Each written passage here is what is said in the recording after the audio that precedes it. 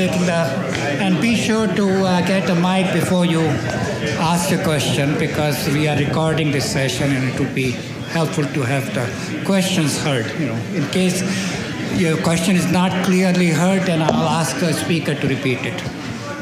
Okay, go ahead.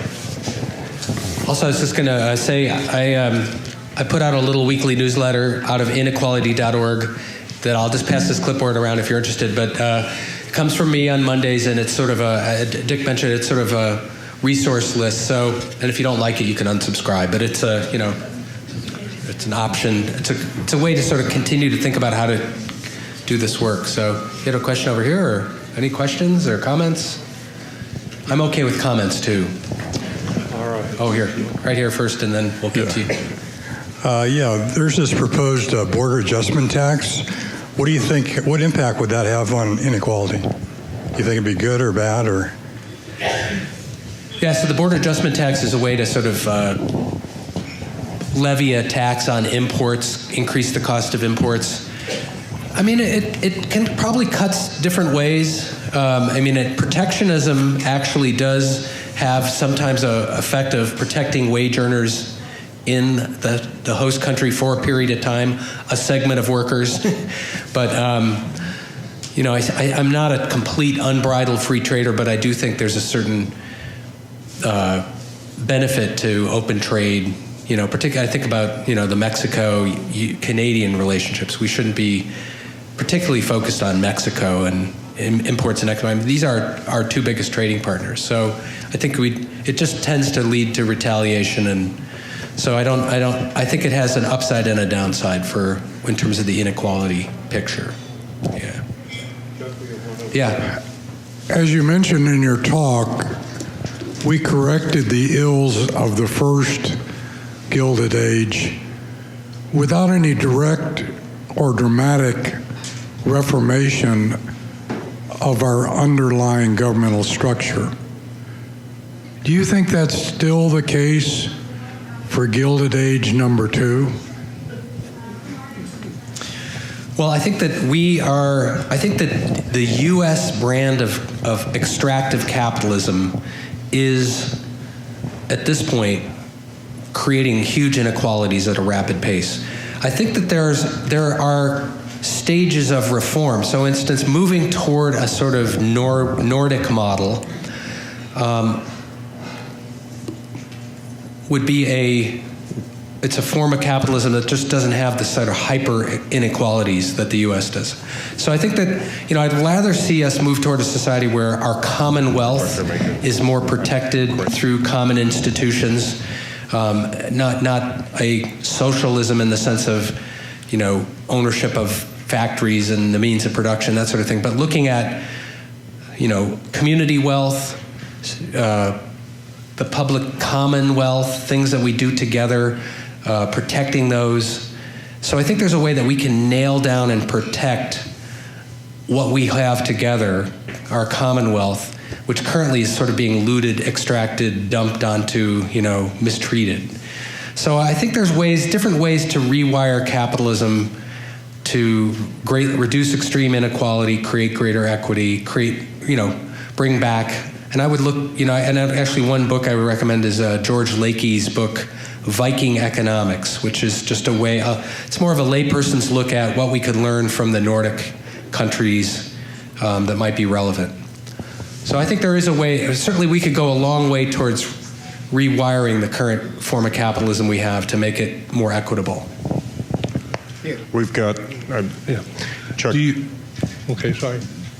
Just a question about something you discussed, I thought, quite nicely in the book. We often think of philanthropy, which rises out of the wealthy folks in the country, as being sort of an offset to the inequality. And you make a nice discussion of different kinds of philanthropy and dangers with philanthropy, and I'd like to have you just expand on that a little bit. Yeah, I think when we hear about, these great billionaire fortunes, people say, well, there's a lot of money being given to charity. There's a couple things that I would just draw your attention to. I mean, my experience is there's the good, the bad, and the ugly when it comes to philanthropy. The good is community-based charity, we have this vibrant independent sector that helps maintain a healthy pluralist society. That's something we want to maintain. There's good social change giving that sort of looks at the underlying causes of problems. Then there's kind of a huge amount of charitable money which just sort of reinforces the status quo, just kind of doesn't change or upset the apple cart at all. And then there's now a growing concentration of philanthropy which is being used that actually is worsening inequality. And the one thing I would just say is I think that, we just did a study that's at inequality.org called Gilded Giving. There's a couple troubling trends. One is that giving by low and middle income givers is declining. It sort of corresponds to economic insecurity in the society.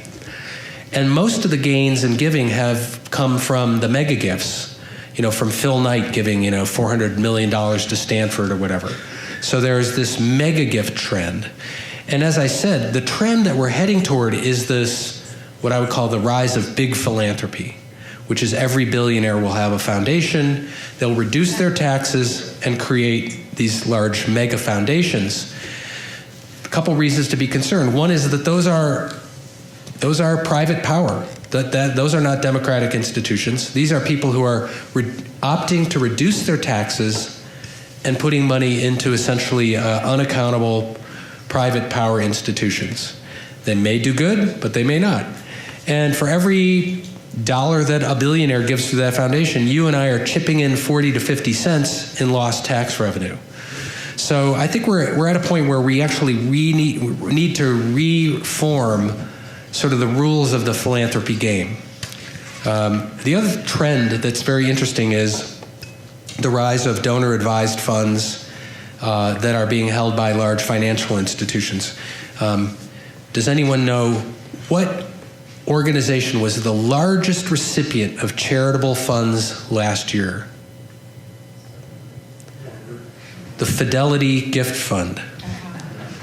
Just went from second place, displaced the Red Cross, right?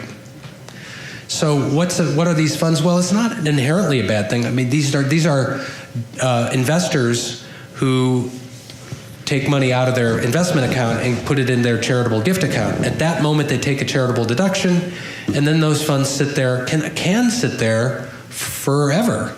And Fidelity's happy for that to happen because they manage and collect fees on that. So there's some $15-20 billion of money sitting in these donor-advised funds where the deduction has already been taken, the taxes have been reduced, and the money's not flowing. So I think we want to promote the flowing of money. The intent of the charitable sector is, move money to the urgent needs in our communities, not chew up a lot of money in overhead and bureaucracy in the process of doing that, and not create kind of bastions of private power. So in Born on Third Base, I have a couple chapters, one about what I call the charitable industrial complex. But it's not that I'm bashing all philanthropy, but I'm raising a very big danger flag that it's moving in the wrong direction. Hi. You talked about George Lakoff a little bit ago. And throughout your presentation, you've given a number of stories that were emotionally evocative. And I'm really curious, George Lakoff talks about two different kinds of stories underlying the morality of conservatism versus liberalism, the accumulation of wealth versus the sharing. Does his concept fit with what you see in your discussions with folks? It does. And, George Lakoff is a linguist who looks at how we think cognitively, how language is a reflection of how we think about wealth. And I should just correct that the Viking Economics is by George Lakey, who's a different writer. But I recommend George Lakoff has a new book that is coming out any minute now, sort of on these issues of how people think about the narratives that around inequality. Yeah. I was wondering. I've been reading a little bit about like the rise of benefit corporations, where they have other values aside from profit that they're publicly stated that their companies are about, and then impact investing in the philanthropic sector. So I'm wondering, are there any benefit corporations or impact investing vehicles that are fundamentally trying to reverse the rise in inequality? Can there be market-based solutions to reduce inequality? Yeah, I think, and what Nick is referring to is there's a sort of new charter that's being created in a number of states. I don't know if Nebraska is one of them, though. Is it? You have a B Corp charter option. So it's basically saying we're incorporating a corporation that has a triple bottom line. We're concerned about environmental sustainability, social sustainability, and profitability, not just profitability. And so it's a sort of emerging sector. There's thousands of these B Corps for benefit corporations in different states. And actually in Born on Third Base, I write, because when I talk about bringing wealth home, when I talk to people who have access to capital, one of the ways to bring wealth home is one person in the book I interviewed, Deborah Free, she says, going off the Wall Street grid and bringing capital directly into impact investing, into direct investments in companies that have these high social benefits. So that's a good example of, I think, one of the things that, if we could move more wealth out of the sort of casino economy, the speculative economy, and put it back into the real economy, that will actually help. And I didn't really talk much about this, but I think there's a lot of things we can do in the local economy. So for instance, can we, there's a whole generation of businesses that are at the succession point, baby boomers have owned enterprises that are now looking at transitioning to worker ownership, to broader ownership models. You saw the owner of Chobani Yogurt, gave 10% of his company to his workers. Some of his long-term workers became multimillionaires instantly. There's an initiative called 50 by 50, 50 million worker owners by 2050, which would, in a way, it would be pre-distribute wealth. It's one thing to say look at the concentration of wealth and how can we tax some of it. But if you wire the corporation in a way that broadly shares wealth with a wider number of employees, not just absentee shareholders, you're creating that Jeffersonian ideal of broad wealth ownership. So I think there's some things that we can do around rewiring the corporations that can reduce inequality.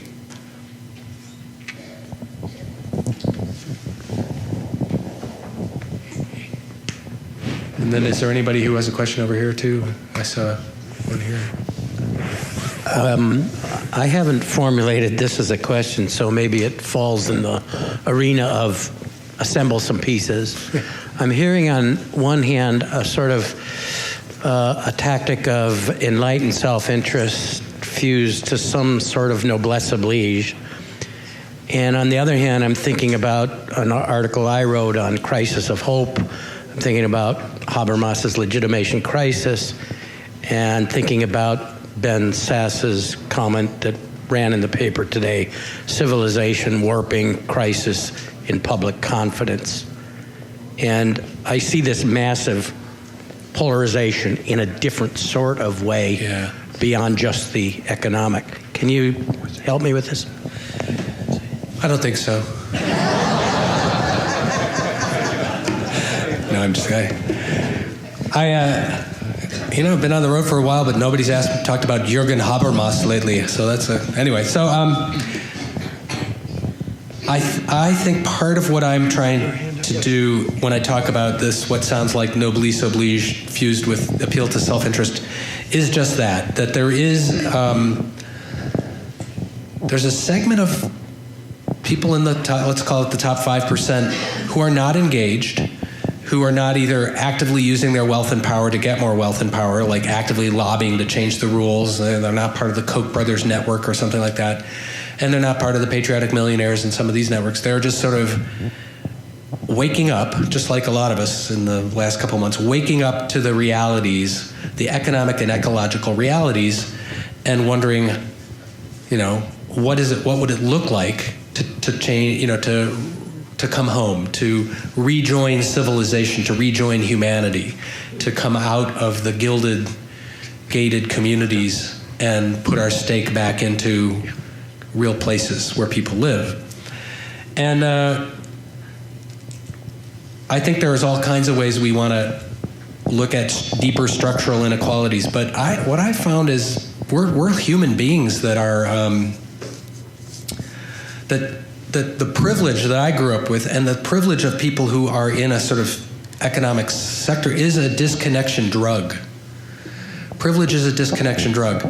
And what most people want is some kind of connection to community and to place and to nature. That's, our fundamental desire. And I think authentic, just like the mobile home community that I worked with in Bernardston, in a way showed me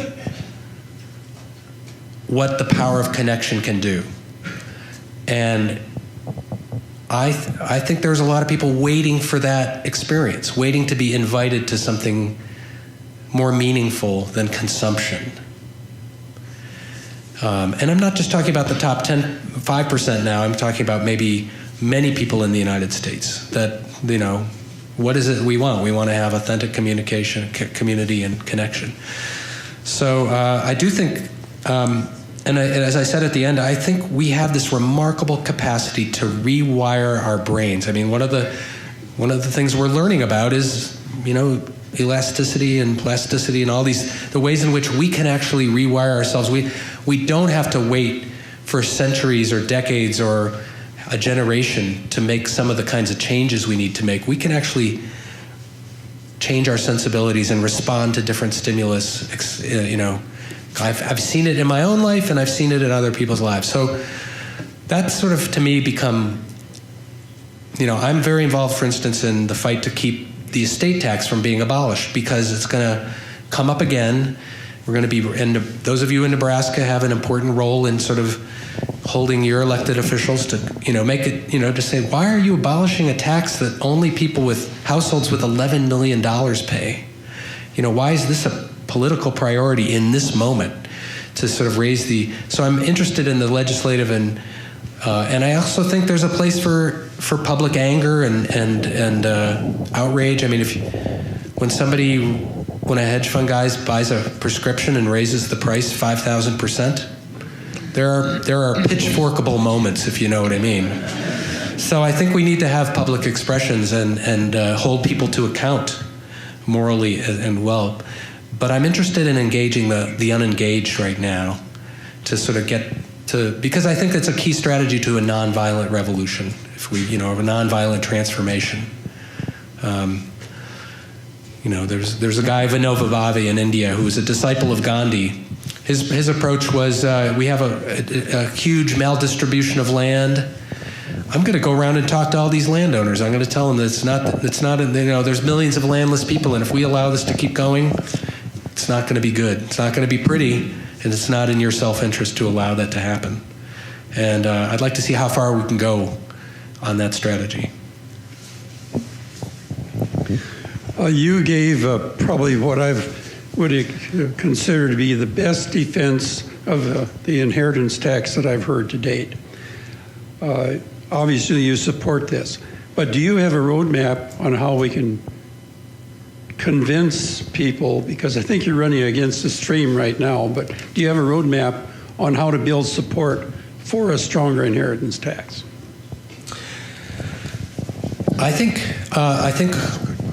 one thing is to get states to do what we were talking about, which is to restore their state level estate taxes with the revenue dedicated to something that comes with a constituency, like students in debt.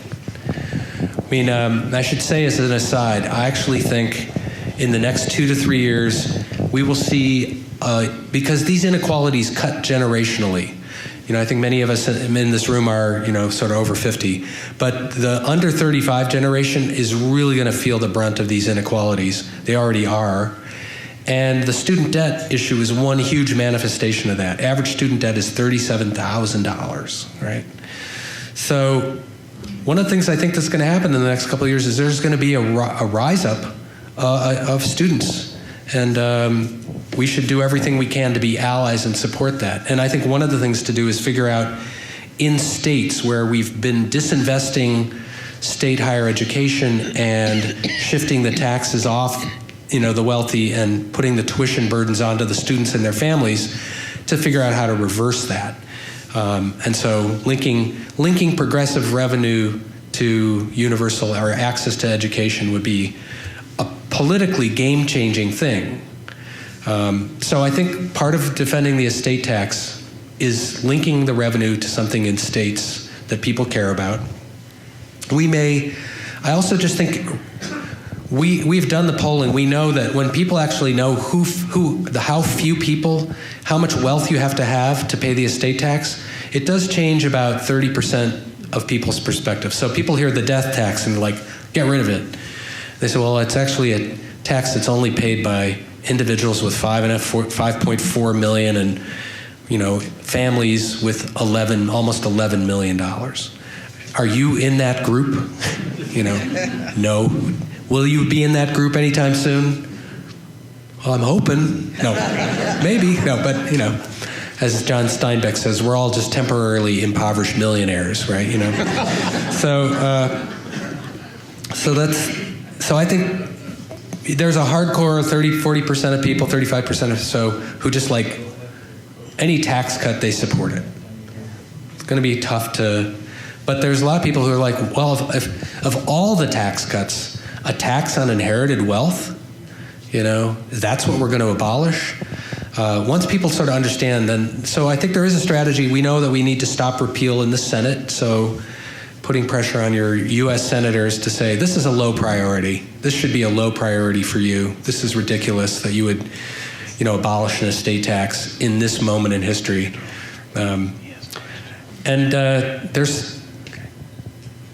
I think we have a shot at preserving it this time around. If it gets abolished, we should bring it back structured as an inheritance tax, where the tax is paid by the recipient. Those are the ways to redesign it that I think politically will make it less vulnerable. But let's not lose it this time around. Yeah. You were talking earlier about appealing to a combination of self-interest and noblesse oblige. And my sense of how money works in our society is that there's less movement toward noblesse oblige than there was, say, in my youth 50, 60, 70 years ago. That is, Lincoln once had a group that was called the O Street Gang, who were the capitalists that ran Lincoln. And they felt a sense of, I knew those people, and they felt considerable responsibility, sometimes misplaced, but considerable responsibility for the welfare of Lincoln, and invested a lot of money in the city. There is no O Street Gang anymore. There are no millionaires that I know of who really govern the city or care deeply about it. And it seems to me that globalization has changed the name of the game and made noblesse oblige much less fashionable, much less easy. And I wonder what your comment is on that. Well, I think you're right, and I think this is something that's all over the United States. We are seeing the transition from a place-based, place-based elites, where there was a chamber of commerce, where in Boston it was called the Vault. The Vault got together, they looked out for the longer interest of some segments of the community, whatever. And yeah, the globalization of capital, the unrootedness. This is why to me this idea of coming home is important, because capital is so globalized, so stateless. The super rich now are stateless. One of the big challenges, not like we don't have enough challenges, but is that a growing number of the super rich are moving their money offshore, the Cayman Islands, the Panama, or they're deploying new trust mechanisms that mystify ownership of capital and move it outside of the realm of accountability and taxation. So we have this globalization of capital, borderless capital, that's hidden, that's being hidden in trusts or in offshore subsidiaries or some combination of the two. And the good news is the United States could play a very powerful role in changing that whole system, all the secrecy jurisdictions depend on the United States being the place where we endorse this policy. But it's a global phenomenon. If you care about Africa, huge amounts of money moves out of Africa. For every dollar of aid that goes into Africa, $10 flows out from wealthy elites from African countries and corporations, taking wealth out of those countries, moving them to offshore tax havens. There are about 60 of them. It's a huge issue, but 10% of the world's wealth is now hidden in these secrecy jurisdictions. So this is a big issue from a global justice point of view. Groups like Oxfam, Jubilee, we're all working together on closing down these offshore tax havens, exposing them. We love that the Panama Papers were published. We would like to see more of those. We think the United States could, with a little, actually under Obama did a lot to create more transparency and close down some of those escape routes. We also have, this is not a popular thing to say, but we have this whole wealth defense industry, which is the wealth management sector, of which there's obviously an important part of it, which is how do you plan for particularly people with disabilities and special needs. But that sector is lubricating this offshore system. So we have a little project that's kind of engaging wealth management professionals, saying, you're part of making capital stateless. You're part of moving capital offshore. Is that really what you want to be doing? And Boston is the center of this. We have this, huge wealth management industry that's making capital stateless. So that's one huge thing that we're up against. But there's a terrific book by a woman in Brooke Harrington, Capital Without Borders, which is about this issue, as well as another book called Treasure Islands. So it's complicated, but it's not that complicated. It's just basically people are hiding their money. And more, and as inequality grows, as the concentration of wealth grows, more money is hidden. And then we have this austerity, this there's no money. We can't pay for this, we can't pay for that. Guess what? That money is there. It's just masked. Okay. I'll go ahead. I like to read Paul Krugman, and recently he wrote about the reverse Robin Hood government that's there to comfort the comfortable and afflict the afflicted. I have the idea that people's pockets are getting picked all the time. I remember discovering a couple years ago that Visa was making more money per gallon than Ernie at my local gas station when he pumped gas. I feel like my pocket's being picked every time I pay Time Warner for, that bill. And I think that story is repeated dozens of times in everybody's lives, and all this money is flowing like a river to the top. Yeah. And I feel like don't know what to do about that. I pay cash at Ernie's now. Yeah. This is actually I'm glad you asked that, because, I think when you're talking to your neighbor over the fence who sort of hates taxes and is going on and on about taxes, I think it'd be interesting to sort of have listen, aren't you getting nickel and dimed and squeezed at every turn by your cell phone carrier, your cable network, your bank that now has this fee, and when you fly in an airplane now you have to pay for your softie, whatever, that's what extractive capitalism looks like, is how hard can we squeeze you before you get upset? I think those of you who have had an experience of flying on airplanes, there's only so many advantages you can give to the people in first class before you have to start taking away advantages and privileges from the people behind you to make it worth being in first class, It's a fascinating metaphor for the whole society, I think. It's like you need to so we're gonna charge you to put your bag above, to bring your bag on now. And they're just sitting there waiting to see if anybody gets upset. Okay, they went for that one. Okay, now we're just gonna take away another 2 inches of your seat. Well, nobody's complaining, except that one guy. But, we'll tell him he can pay $50 and sit over there. So there's this kind of how how much can we nickel and dime us? And I think it's a conversation because we say, well, who's going to stand up to protect consumers in this economy? If we weaken government, if we dismantle the Consumer Financial Protection Bureau, which is the one new federal agency who's just sort of watching out for consumers, who's going to protect us from the squeeze? You know? Are you going to just rely on the benevolence of these corporations? So it's fascinating to talk to people who really hate taxes but don't really have a critique of corporate power and how corporate power is nickel and diming you at every turn. So it's I think it's a good conversation point. And I also, I think, more and poor people are, actually in our local First campaign, we did a whole pay cash campaign because, it's fascinating. Those of you who know, entrepreneurs and people, and particularly food service and restaurants, ask the people, how much do you pay in credit card fees?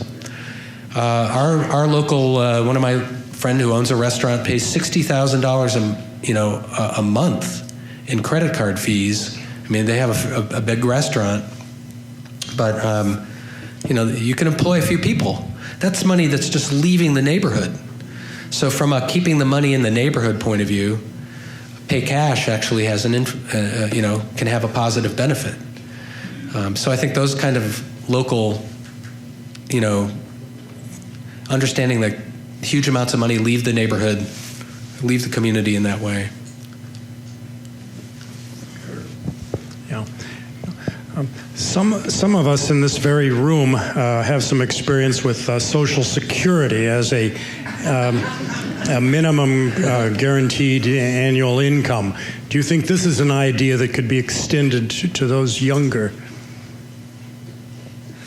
Well, all the young people I know would love to someday have Social Security. Their view is that the likelihood of seeing a UFO in their lifetime is greater than getting their Social Security. I'm speaking about the extension of a guaranteed minimum income to... Absolutely. So I think the concept of Medicare for all and guaranteed minimum income, and looking at, as we move, when we go through this technological change, the decline in wage income, more and more people will see declines in wage income. There's an interesting idea, which is, and there's a guy named Peter Barnes who wrote a terrific book called Liberty and Dividends for All, which is saying, look, shouldn't we all have capital income? I mean, wealthy people have capital income. They have investments, and part of their income, you build up a nest egg, and at the end of your life, well, we own all these things in common. We have this commonwealth. We have a broadcast spectrum. We have an atmosphere that we're currently allowing polluters to dump carbon into without putting a price on it. So let's do what Alaska does. Alaska has the Alaska Permanent Fund, and every citizen of Alaska gets a check every year based on the share of oil wealth. That's an example where a broadly based guaranteed income. So why don't we tie this to the things that we need to protect? If we put a carbon tax, a modest carbon tax, we could pay that back in a per capita dividend. The big carbon users are going to pay more. The low carbon users come out ahead. So there's some interesting ways to, design a guaranteed income. We were talking about Richard Nixon at lunch today, how, he was on track to push for the sort of a guaranteed minimum income. But there's lots of different ways to do that, and that might be one of the sources of revenue. And as robots take over and we have more automation, we should be working to make sure that translates into expanded leisure for people, not more work for some and excruciating low wage work for others. I mean, the promise of technological change was always more free time, more leisure, and that's not how technological advances has benefited people. So. I think we should look. I think that this idea of different forms of complementary income is or universal basic income is a good idea. We should look at it for sure.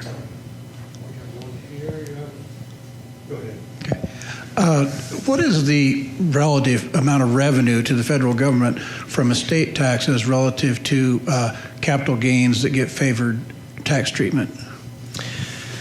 The amount of money that the estate tax raises keeps going down because of the avoidance, because of the trusts.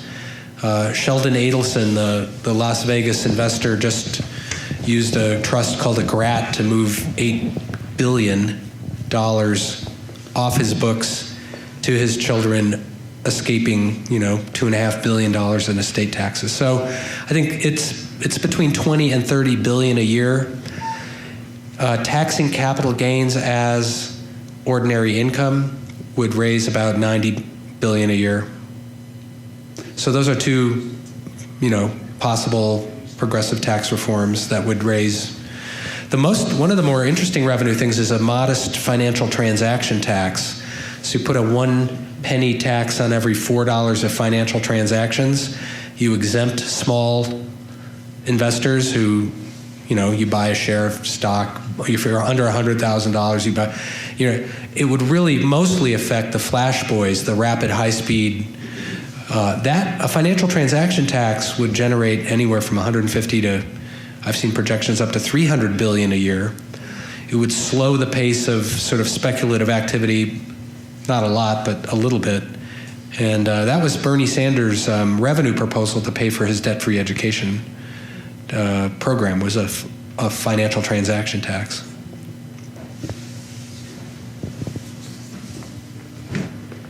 I think I can speak loudly enough without the microphone. For the listening audience at home, we like you to use the microphone. I think a lot of us feel frustrated about the idea of changing big national policies and that, such as we've been talking about. I was intrigued in your book. I've got the advantage of having read it of local activity, and the one idea I'd like to have you talk about a little bit is the resilience circles that you had going in your church. Doesn't have to be church-based, can be community-based, all sorts of things like that, which is a much more tangible, we can do it now here kind of thing. Yeah, in the aftermath of the 2008-2009 economic meltdown, there was a little movement to form what people call resilience circles or common security clubs, but it was sort of small groups coming together, talking about how to increase their own economic security. I mean, think about where you were in October 2008. There was this sort of sense that the sands were shifting. People were seeing their retirement funds evaporate. Some people were losing their jobs. There was really a sense of insecurity. Together with, so looking forward, we're heading into economic and ecological change. I mean, the next 40 years are not going to be like the last 40 years. We're heading into a period of discontinuity. So there's a question of how do you prepare for that?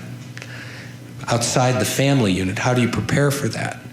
And the idea of a resilience circle was, let's look at how to increase each of our individual resilience and our sense of community resilience.